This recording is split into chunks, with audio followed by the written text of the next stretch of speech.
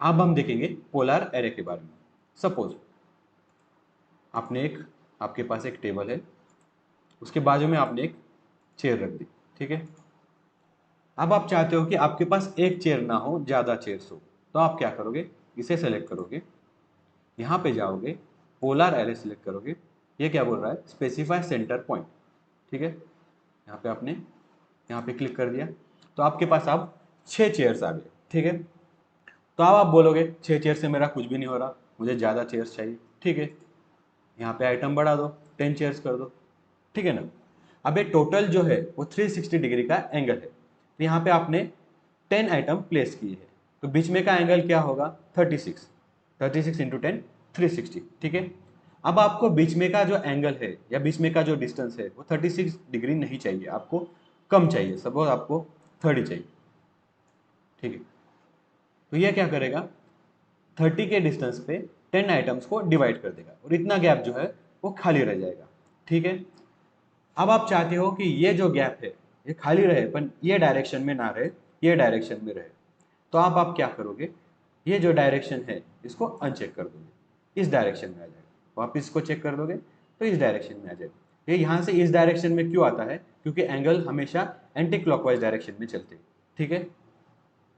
अभी for example यहाँ पे आपने डिस्टेंस दे दिया 20, एंटर, तो इसने 180 डिग्री कवर कर लिया, ठीक है, आधा सर्कल, ठीक है।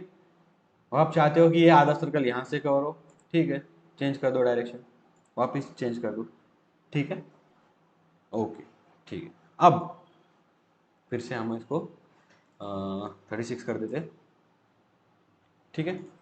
अब आप चाहो तो इसमें रोज बढ़ा सकते हो, 2 रो कर दो, 2 रो आ गए, ठीक है। हमने देखा है रेक्टेंगुलर में 3 कर दो, 3 आ गए, ठीक है। लेवल चेंज कर दो, कम ज़्यादा कर दो, जैसे हमने रेक्टेंगुलर में किया था, ठीक है ना। सेम आप यहाँ पे कर सकते हो, ठीक है। अब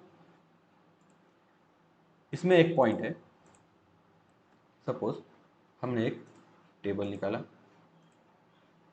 यहाँ पे मैंने रेक्टेंगुलर चेयर ले लिया, ठीक है, इसको सेलेक्ट किया, पोलर एरे ले लिया, सेंटर पॉइंट दे दिया और 10 चेयर सेलेक्ट कर ली, ठीक है। अब ये चेयर ऐसे आ गई है, जितने भी चेयर्स है वो सब टेबल को फेसिंग है। अगर आप चाहते हो कि मुझे टेबल को फेसिंग चेयर नहीं करना है, सामने कुछ फंक्शन चल रहा है या सामने कुछ प्रोग्राम चल रहा है, तो ये जो चेयर्स है सब चेयर्स यहाँ पे फेसिंग हो सामने, तो अब आप क्या करोगे, ये जो रोटेट आइटम है इसको अनचेक कर दोगे, ठीक है। जैसे आपने अनचेक किया, सभी चेयर्स इस डायरेक्शन में फेस करने लगे, जैसे कि हमारी पहली चेयर थी या फर्स्ट चेयर थी, ठीक है। अब आप चाहते हो कि वापस टेबल के पास फेस करे, तो अब आप क्या करोगे, इसको रोटेट आइटम पे क्लिक कर दोगे, वापस पहले जैसा होगा, ठीक है। ये हो गया। इसको आप पोलर एरे आपको अगर सेलेक्ट करना है तो एक तो आप यहाँ से सेलेक्ट करोगे, या तो आपको पता है कोई भी आइटम को सेलेक्ट करो, ए आर एंटर प्रेस करो, उसके बाद पोलर एरे सेलेक्ट कर लो, ठीक है। अब मैंने यहाँ पे सेट कर लिया।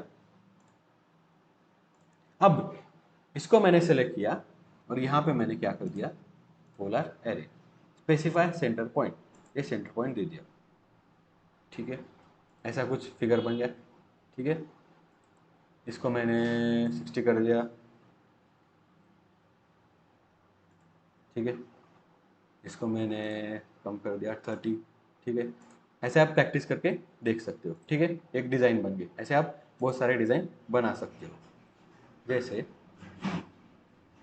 एक सर्कल ले लिया, ठीक है, इसको सेलेक्ट किया, पोलर एरे लिया, यहाँ पे सेंटर पॉइंट दे दिया, तो ये कुछ ऐसी डिज़ाइन बन गई। आपने इसको 60 कर दिया, तो ये कुछ ऐसी डिज़ाइन बन गई, ठीक है ना। आपने देखा होगा ऐसी डिज़ाइन, तो आप ऐसे बना सकते हो, ठीक है। इसमें कुछ चेंजेस करना है तो आपको पता है, सेलेक्ट करो, एक्स एंटर करो, एक्सप्लोर करो, जो चेंज करना है कर दो, ठीक है। तो ये था पोलर एरे।